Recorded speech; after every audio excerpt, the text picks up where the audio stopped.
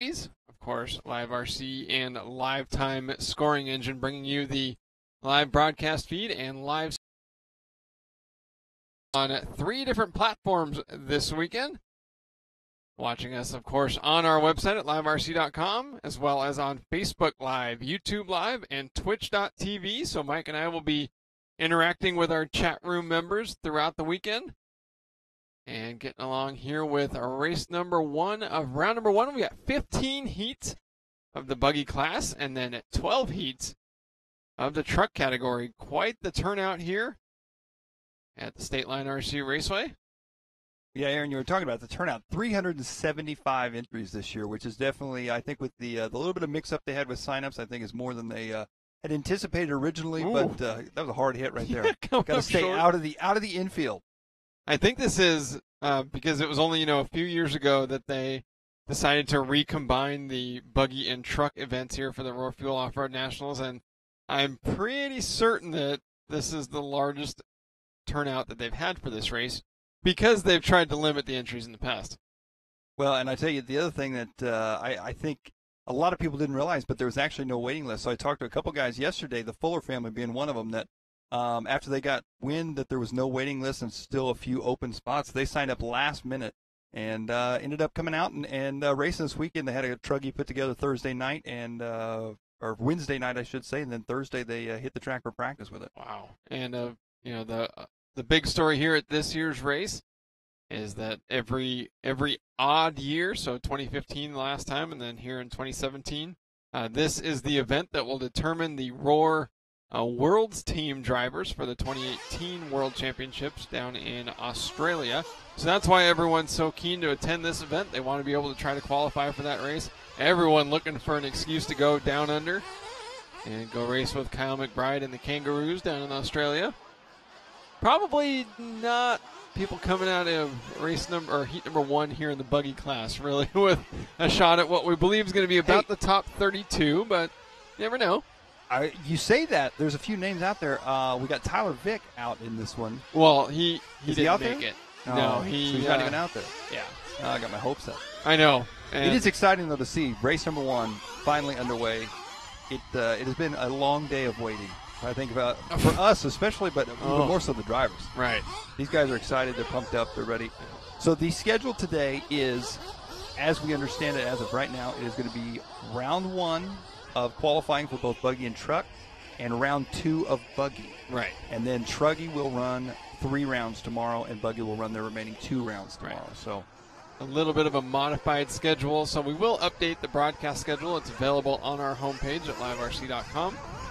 Trying to give you an idea of when you'll need to tune in. Of course, just sort of waiting to get more of an official word from the Roar management, race management team on what time they expect those heats to go up before we update that broadcast schedule. But just an idea of when you'll need to tune in. Had to shorten up the day a little bit. Understand we can run here. This track is built in the backyard of Kevin Myers and his family. Kevin Myers, of course, is Dakota Fenn's father-in-law. It's sort of in a housing neighborhood right off the interstate here. And they have lights, and they are allowed to run until midnight, I guess, before the noise curfew. And we've got some catch-up to do. I was going to say, I feel like that midnight curfew, we're going to be pushing it. That's for sure. Yeah. Looks like old Kyle Phillipps out here in race number 1 going to be the first one to try and set that early TQ pace with a 9 out of 5, 24.3 pace right now for Phillipps. Car number 6, Julian Malevanets in that number 2 spot. Our buddy Camden Lime in that 3 spot right now. Camden and his father, Tim, actually flew out here from Arizona, and their baggage did not show up until yesterday. So luckily, as RC racers that travel via airline do, they brought their car and their radio, the stuff that they needed to get on the track. They brought his carry-ons and then checked all their clothes and stuff. So that's what didn't show up. So they actually hit the track the first couple of times, using borrowed gear, and then had to wait a day to, get a fresh change of clothes. But they've got all their stuff. They're super happy. Joined the HB racing team here for 2017.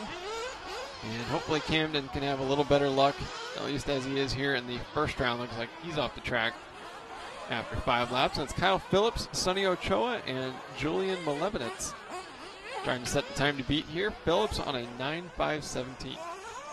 Or look at the lap times as well right now. And I think fast lap right now in this one, a 32.9 is going to be the fast lap for our 7th place driver. I think we're going to see some pretty fast laps as the track starts working in. It looks like most of the rain is out of the forecast for the rest of the weekend. I think we're going to have a great weekend of racing, and I think talking to a lot of the drivers throughout the pits, the track seems to be one way or the other. A lot of the drivers, either way you go, it's the same track for everybody, and I think it's going to make for some great racing. That's for sure. And it looks like Kyle Phillipps out front right now with a 9.4 second lead. As time's expired, these drivers finishing up here. Race number 1, the 2017 Fuel Off-Road 8-Scale Nationals in the books. Now, Phillipps looking to take this one. Set that early TQ time with a 9 and a 5, 21.308.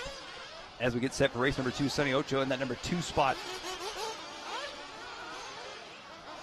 All these drivers finishing up right now. Once again, if you guys are just tuning in on LiveRC, we want to welcome you to the official coverage of the 2017 Roar Fuel Off-Road Nationals here from State Line Raceway in Fremont, Indiana. Literally just a few feet, it seems like, away from the Michigan border. Race number 1 finally getting on the track after a rain delay today. A little bit of an adjusted schedule. Hey, you think the geography there is why they call it State Line? Good point. Good point. That's a great point. I mean,